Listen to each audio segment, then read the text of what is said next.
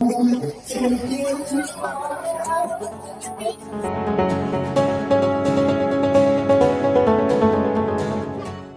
di media sosial, video seorang wanita bermotor nekat menerobos acara pernikahan di Jalan Mangga, Kelurahan Keniten, Ponorogo pada Rabu 10 Mei 2023. Bahkan wanita bermotor itu melajukan kendaraannya hingga ke depan pelaminan.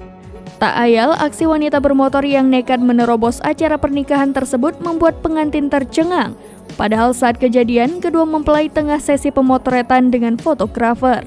Aksi wanita yang menerobos acara pernikahan itu kemudian direkam oleh tamu undangan yang kemudian diunggah kembali oleh akun Instagram @terang_media. Dalam video tersebut tampak seorang wanita yang mengendarai motor metik merek Scoopy berwarna putih ditegur oleh seorang pria berbatik yang juga merupakan keluarga pengantin. Pasalnya, wanita berhelm putih tersebut melajukan motornya hingga ke pelaminan. Tampak kedua mempelai pria dan wanita yang tengah asik melakukan sesi foto tak berkutik saat melihat pengendara motor itu. Sementara fotografer acara pernikahan itu hanya bisa tersenyum pasrah dan geleng-geleng.